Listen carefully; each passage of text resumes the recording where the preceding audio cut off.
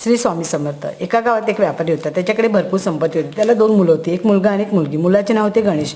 गणेश हा लहानपणापासून खूप आळशी होता. त्याला कोणतेही काम सांगितले की त्याच्या कपाळावर आट्या पडायचे.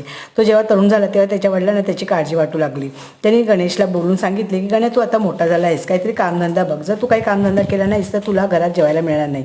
हे ऐकल्यावर गणेश काही न बोलता जवळ गावी राहत असलेल्या त्याच्या बहिणीच्या घरी गेला आणि तिच्याकडून पैसे मागून आपल्या वडिलांकडे आला. वडिलांना जेव्हा कळले की त्याने हे पैसे बहिणीकडून आणले तेव्हा त्यांनी ते पैसे विहिरीत फेकून दिले. दुसऱ्या दिवशी गणेशने आईकडून पैसे मागून आणले आणि वडिलांकडे घेऊन गेला. त्यांनी परत ते पैसे विहिरीत फेकून दिले. तिसऱ्या दिवशी मात्र गणेश कामाच्या शोधात बाहेर पडला. त्याला हमालाचे काम मिळाले. त्याला दिवसभर मेहनत करून सुद्धा खूप कमी पैसे मिळाले. ते पैसे घेऊन तो आपल्या वडिलांकडे गेला आणि वडिलांना पैसे दिले, परंतु वडिलांनी परत ते पैसे विहिरीत फेकून दिले.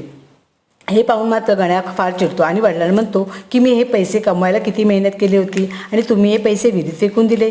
तेव्हा त्याचे वडील हसतात आणि गण्याला म्हणतात, गणेश बाळा, मला तुला हेच शिकवायचे होते की कष्टाने कमवलेल्या पैशाची काय किंमत असते. याची जाणीव तुला झाली, हेच मला तुला शिकवायचे होते. गणेशला त्याच्या वडिलांचे म्हणणे पटते